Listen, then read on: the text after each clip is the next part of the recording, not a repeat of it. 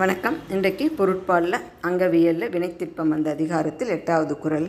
கலங்காது கண்ட வினைக்கண் துலங்காது தூக்கம் கடிந்து செயல்.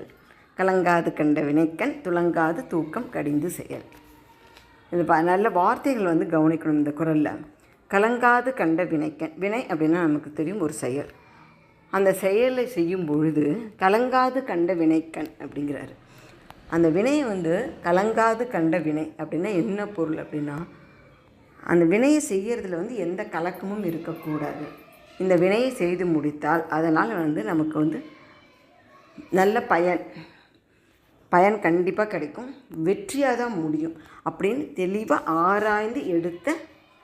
ஆராய்ந்து முடிவு செய்த வினை, அதுதான் கலங்காது கண்ட வினைக்கண். எந்த ஒரு செயலையும் எடுத்தன் கவுத்தன்னு ஆரம்பிச்சுட்டு அப்புறம் அது முடியுமா முடியாதா, இது நமக்கு வெற்றி தருமா தராதா, நமக்கு நன்மை இருக்குமா மற்றவனுக்கு நன்மையாக இருக்குமா அப்படின்னு யோசிக்கிறதுலேருந்து என்ன அர்த்தம் இருக்குது இல்லைங்களா? அதை தான் இங்கே சொல்கிறாரு. கலங்காது கண்ட வினைக்கண், ஒரு வினையை ஒரு செயலை தொடங்குவதற்கு முன்பே அதனுடைய முடிவு எப்படி இருக்கும் அப்படின்னு ஆராய்ந்து அந்த முடிவு நமக்கு சாதகமாகவும் நமக்கு பயன் கொடுப்பதாயும் வெற்றி தருவதாயும் இருக்கும் அப்படின்னு தெளிந்த பிறகு அந்த வினையை தொடங்குகிறோம். அதுதான் கலங்காது கண்ட வினைக்கண். அப்படி முடிவு செய்யப்பட்ட ஒரு செயல். நான் ஒரு செயலை முடிவு பண்ணிட்டேன், இந்த மாதிரி இந்த செயல் எனக்கு எப்படி வெற்றியை கொடுக்கும், அப்படி ஒரு தொழிலே தொடங்கணும் அப்படின்னா அந்த தொழில் எனக்கு வெற்றியை கொடுக்கும் அப்படின்னு நான் முடிவு பண்ணிட்டேன் அப்படின்னா அப்புறம் என்ன பண்ணணும்? துலங்காது தூக்கம் கடிந்து செயல்.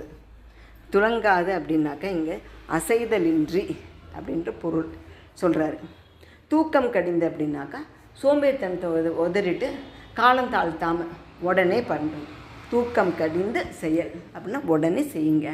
அதாவது உடம்புலையும் மனதிலையும் சோர்வு இல்லாமல் அந்த காரியத்தை உடனே செய்யுங்க. மனத்தளர்ச்சியும் இருக்கக்கூடாது, உடல் சோம்பலும் இருந்ததுன்னா என்ன ஆகிடும்? நம்ம அதாவது இந்த வினை இந்த செயல் எனக்கு நன்மையை தரும் அப்படின்னு தெரிஞ்ச செயலை கூட இந்த மனச்சோர்வும் உடல் சோர்வும் தொடங்க விடாமல் அல்லது முடிக்க விடாமல் கெடுத்துவிடும். அதனால் அந்த ரெண்டையும் விட்டு கலங்காது கண்ட வினையை செயல்படுத்தி வெற்றி காண வேண்டும் அப்படின்னு சொல்கிறாரு. இது அமைச்சருக்கு சொல்கிறது நமக்கு தெரியும். ஆனாலும் நமக்கும் இந்த குறள் எப்பொழுதும் பயனுள்ளதாக தான் இருக்கும். ஏன்னா ஒரு இல்லறத்துலேயும் இருந்தாலும் சரி, மாணவ பருவத்தில் இருந்தாலும் சரி, எப்போ இருந்தாலும் சரி, நமக்கு ஒரு செயல் வெற்றியை கொடுக்கும் அப்படின்னு நம்ம ஆராய்ஞ்சு தெரிஞ்சு வச்சிட்டோம் அப்படின்னா அதுக்கப்புறம் மற்றபடி இன்னும் என்ன யோசனை பண்ணிகிட்டே இருந்தால் வாழ்க்கை ஃபுல்லாக யோசனை பண்ணிகிட்டே இருக்க வேண்டியது தான். அதனால் யோசனையெல்லாம் கைவிட்டு, ஏன்னா யோசிச்சாச்சு நிறைய. சுவாமிஜி அதான் சொல்லுவார், ரொம்ப திட்டமிடுறது ஒரு கால கொலை அப்படிம்பார். ஏன்னா திட்டம் போகிறதுக்கு ரொம்ப நேரம் தேவை இல்லை. அதாவது நேரம் எல்லா சூழ்நிலையும் ஆராய்ந்து அதற்காக நம்மளை தயார்படுத்திக்கணும் அதுக்கு. ஆனால் அதுக்கே நேரம் எடுத்துகிட்டே இருந்தால், வெறும் திட்டம் போகிறதுக்கே நேரம் எடுத்துகிட்டு வந்து செயல் பண்ண முடியாது. ஆக ஒரு திட்டம் தீட்டிட்டோம், அந்த செயல் எனக்கு வெற்றி கொடுக்கும் அப்படின்னாக்கா உடல் சோர்வு மனசோர்வு அதையெல்லாம் ஒதுக்கி வச்சுட்டு செயலை ஆரம்பிச்சிடணும் அப்படிங்கிறது தான் சொல்கிறேன்.